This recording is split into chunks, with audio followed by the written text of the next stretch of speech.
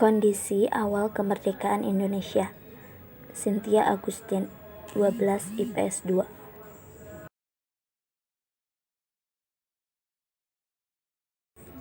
Keadaan Indonesia pasca proklamasi kemerdekaan 17 Agustus 1945 dapat dikatakan belum stabil.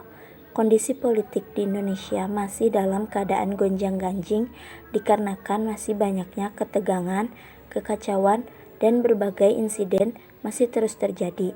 Hal ini disebabkan karena masih adanya sisa-sisa kekuatan Jepang yang setelah menyerah kepada sekutu diwajibkan mempertahankan status quo.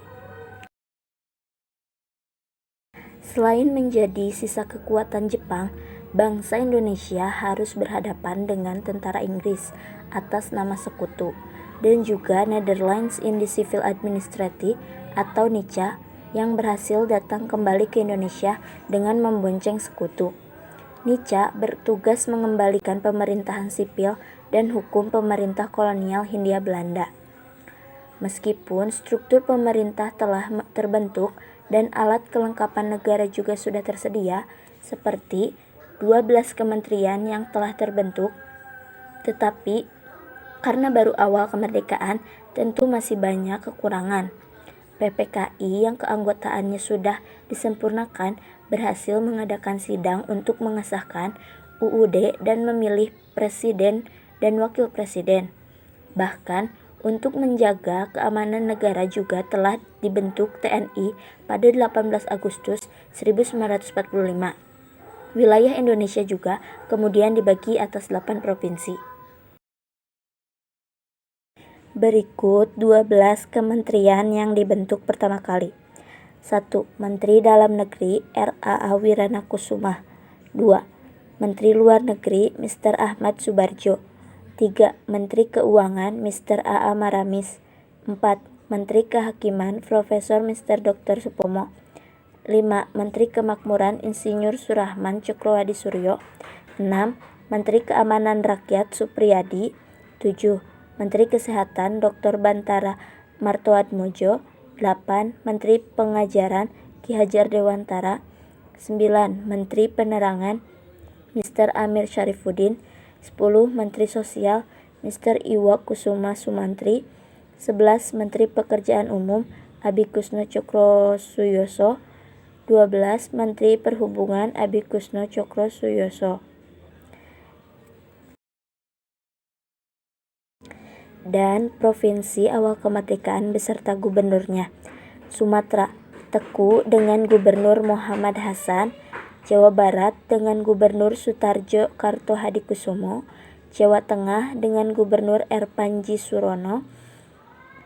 Jawa Timur dengan Gubernur R.M. Suryo. Sunda Kecil atau Nusa Tenggara dengan Gubernur Mr. I. Gusti Ketut Puja. Maluku dengan Gubernur Mr. J. Latuharhari. Sulawesi dengan Gubernur R.G. SSJ Ratulangi. Kalimantan dengan Gubernur Insinyur Pangeran Muhammad Noor.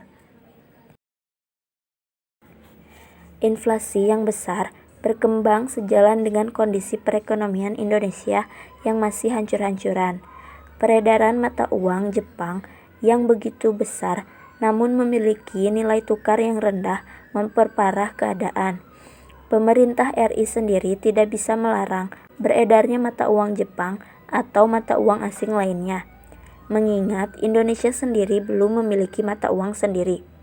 Pada saat itu berlaku 3 jenis mata uang, yakni DJVSCB, uang pemerintah Hindia Belanda, dan mata uang rupiah Jepang yang beredar di Indonesia. Bahkan setelah NICA datang ke Indonesia juga memberlakukan mata uang NICA. Kondisi perekonomian ini semakin parah karena adanya blokade yang dilakukan Belanda atau NICA, sementara kas pemerintahan RI terbilang kosong. Dan pada tanggal 4 Januari 1946, ibu kota RI pindah ke Yogyakarta setelah serangkaian teror dan ancaman dari Belanda terhadap pemerintahan Republik. Pada 1 Oktober 1946, Indonesia mengeluarkan uang RI yang disebut ORI dan menyatakan bahwa uang NICA dinyatakan sebagai alat tukar yang tidak sah. Struktur kehidupan masyarakat mulai mengalami perubahan. Tidak ada lagi diskriminasi. Semua memiliki hak dan kewajiban yang sama. Sementara dalam hal pendidikan, pemerintah mulai menyelenggarakan pendidikan yang diselaraskan dengan alam kemerdekaan. Menteri Pendidikan dan Pengajaran juga sudah diangkat.